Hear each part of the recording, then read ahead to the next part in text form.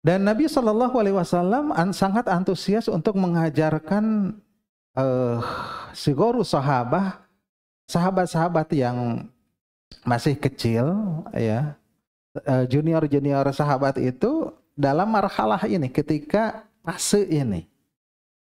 Contohnya adalah hadis Ibnu Abbas. Kata Ibnu Abbas, kata beliau, kuntu radifan Nabi sallallahu alaihi wasallam yauman. Aku suatu hari dibonceng oleh Nabi sallallahu alaihi wasallam.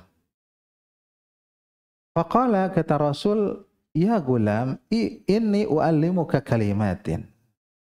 Ibnu Abbas berarti anaknya Abbas. Abbas itu pamannya. Berarti sepupu, ya, tapi lebih sepupunya lebih masih anak-anak. Wahayna, ini u'allimuka kalimatin. Sesungguhnya aku akan mengajarkan kepadamu kalimat. Nabi Shallallahu Alaihi Wasallam mengajari, ya, suatu kalimat dengan melakukan suatu pembukaan. Kata Rasul, ihfadillaha yahfadka. Dan Ibnu Abbas ingat gitu kata-kata itu. Ya. Ihfadillaha yahfadka. Jagalah Allah, niscaya Allah akan menjagamu. Ihfadillaha tajidhu tujahaka. Jagalah Allah, engkau akan dapatkan ada di hadapanmu. Idza sa'alta fas'alillah. Apabila kau meminta, maka mintalah kepada Allah. Wa idza sta'anta fasta'in billah. Jika engkau meminta pertolongan, maka minta pertolonganlah kepada Allah. Wa'lam, dan ingatlah, ketahuilah, annal ummata law iztama'at ala ayyan fa'uka bi syai'in lam yanfa'uka illa bi syai'in qad katabahu Allahu laka. Ketahuilah bahwasanya sesungguhnya umat, orang-orang, kalau mereka berkumpul untuk memberikan manfaat kepadamu dengan sesuatu, itu tidak akan memberikan manfaat kepadamu kecuali dengan sesuatu yang telah Allah tuliskan kepadamu. Wa in istama'u ala ayaduruka bi syai'in lam yaduruka illa bi syai'in qad katabahu Allahu 'alaika. Dan jika mereka berkumpul untuk memadaratkanmu, membahayakanmu, mencelakakanmu dengan sesuatu, tidak akan memadaratkan kepadamu kecuali dengan sesuatu yang telah Allah tuliskan kepadamu. Rufi'atil aqlam wa jaffatis suhuf. Kalam telah diangkat dan telah kering mushaf, suhuf, ya, suhuf, tulisan-tulisan. Jadi sudah ditakdirkan semuanya. Ya. Ini adalah hadis yang agung yang kata Ibnu Rajab rahimahullah dalam kitabnya Jami'ul Ulum wal Hikam, hadal hadisu yatadammanu wasaya adimah. Mencakup wasiat-wasiat yang agung. Wasiat-wasiat, ihfadillah, sampai akhir itu adalah wasiat-wasiat, ya. Wasiat yang agung. Ya, wasiat di mana Nabi Shallallahu alaihi wasallam berwasiat, wa qawaid kulliyah, dan juga kaidah-kaidah yang menyeluruh, ya, kaidah yang menyeluruh, min ahami umuriddin. Ini adalah termasuk dari perkara-perkara yang paling penting di dalam agama ini, perkara agama yang penting. Bahkan sebagian ulama mengatakan, tadabartu hadal hadis fa'adhashani wa kittu atishu. Aku mentadaburi hadis ini, ya, fa'adhashani, maka ini hadis ini mengagetkanku. Ketika ditadabur, wa kittu atishu, hingga aku ini bergetar, berdebar dengan mentadaburi hadis ini sebagian. Maka bahwa asyafa minal jahli bihadal hadis, maka sungguh disayangkan bila kita tidak mengetahui tentang hadis ini. Hadis ini perlu apa? Perlu ditadaburi, perlu dipelajari. Maka ini Imam An-Nawawi menempatkan hadis ini dalam Arba'in An-Nawawiyah. Kan ini Arba'in An-Nawawiyah fi mabani'il Islam, dalam tonggak-tonggak bangunan-bangunan Islam yang pokok, menempatkan hadis ini juga. Dan juga sangat disayangkan sekali bila kurang paham, sedikit pemahaman terhadap maknanya, hanya membaca seperti itu saja. Oleh karena itu, sebagian ulama membuat syarah hadis yang menyendiri tentang hadis ini. Ya, itu apa? Nurul Iqtibas fi mishkahu wasiyatin Nabi Ibni Abbas. Nurul Iqtibas fi mishkahi wasiyati Ibnu Abbas, ya. cahaya dalam wasiat Ibnu Abbas. Ada buku syarah khusus lebih banyak lagi dibandingkan syarah yang terdapat di dalam Arba'in, ya. Seperti itu. Bapak Ibu sekalian yang dimuliakan oleh Allah Subhanahu wa taala, dalam hadis ini menunjukkan bahwa faedahnya yaitu bersemangat, antusias dalam mengajarkan anak kecil, ya, serta bergaul dan berlembah lembut dengan mereka, serta berwasiat terhadap mereka dan mengarahkan mereka itu, ya, mengarahkan mereka, membekali mereka. Wa ada muhtiqorihim, serta tidak menganggap enteng kepada mereka. Budak letik ya, kudulah badi pepatahan, ya. Mah ngerti, ya. Ada muhtiqorihim li'anal ba'da daiman yara anna sighar la yafhamun. Sebagian, ya, kebanyakan memandang bahwa anak mereka belum paham, wala yudrikuna, dan mereka tidak akan memahami ma'anahum ma'anahum tajawaju sabiha awal asyirah min a'marihim wa hadha khata'un tarbawiun fadihun. Sedangkan kadang anak itu sudah lebih 7 tahun atau lebih dari 10 tahun, ya. Dan ini adalah merupakan kesalahan pendidikan, ya, kesalahan pendidikan kalau menganggap remeh mereka. Yang selanjutnya, faedahnya dari hadis ini bahwa pentingnya ngobrol dengan anak. Hamiyatu tahadusu ma'as-sighar. Ya. Pentingnya ngobrol dengan anak. Dan memperdengarkan arahan, kalimat, nasihat yang berfaedah bagi mereka. Karena itu adalah merupakan nutrisi gizi untuk akal-akal mereka, yang dengan itu bisa menumbuhkan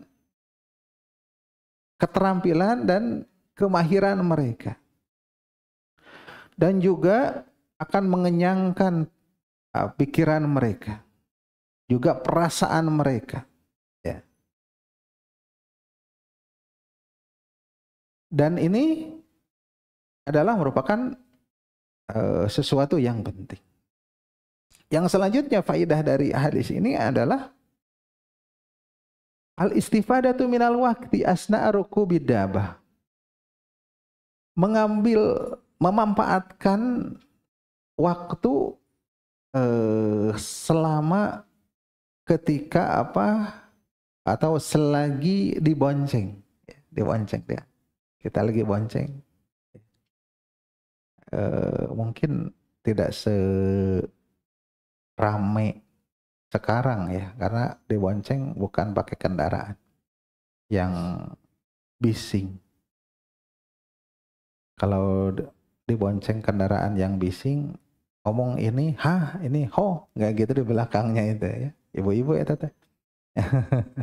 Suaminya ngomong ini, suaminya nggak ngomong apa, nah udah tengah aja ngobrol. Nah, tapi kalau nggak bising ini bisa. Mungkin anak kita di depan, kita gunakan waktu, ya, dalam membonceng itu, ya. Gunakan waktu dengan zikir, dengan membaca, dengan yang lain-lainnya, yang juga berbicara hal-hal yang bermanfaat. Kalau melihat sesuatu yang buruk, kita peringatkan di jalan, gitu, ya. Digunakan waktunya. Kalau melihat sesuatu yang baik, kita ajarkan, ya, dalam masa ketika di bonceng tersebut, ya, supaya mendengarkan perkara yang juga.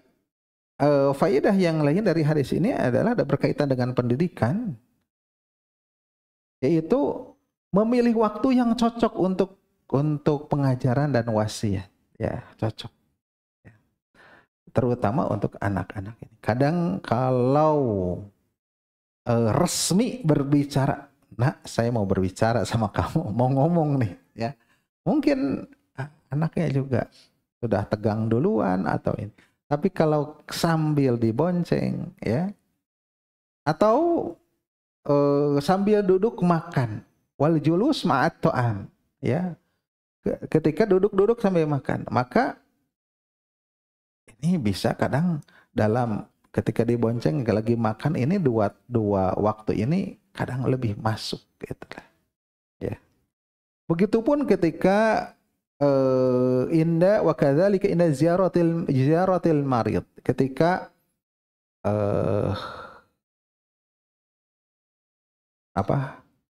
ziarah ke yang sakit, ya, dan waktu-waktu yang lainnya. Maka juga ketika dibonceng, ketika makan, maka ketika makan anak jangan sambil nonton, jangan biarkan sambil nonton atau sambil bawa HP, ya, sambil apa gitu. Jadi digunakan ketika makan itu adalah digunakan selingan itu untuk ngobrol, ya. Dan juga makan berarti ada waktu makan bersama, jangan sendiri-sendiri, ya. Digunakan waktu. Maka Nabi Shallallahu Alaihi Wasallam menasihati samillah, ya, ucapkanlah bismillah itu ketika makan bersama kan gitu dengan, ya. Wakul biyaminik ini adalah arahan, ya, gitu. Dan juga faedahnya dalam masalah pendidikan hadis ini perhatian masalah akidah, ihfadillah tentang akidah, menjaga Allah, menjaga syariat-syariat Allah, akidah, ya. Juga fokus terhadap ketakutan, rasa takut terhadap Allah Subhanahu wa taala. Juga tawakal dan keyakinan. Nah, ini poin-poin tawakal dan keyakinan, ya. Kalau seluruh orang mau memadaratkan itu tidak akan bisa memadaratkan. Kalau mau memberikan manfaat tidak akan memberi manfaat kecuali yang ditentukan oleh Allah Subhanahu wa taala. Tentang tawakal, tentang keyakinan terhadap Allah Subhanahu wa taala, tentang juga apa? Ancaman supaya takut juga terhadap Allah Subhanahu wa taala walaupun ini masih kecil, ya.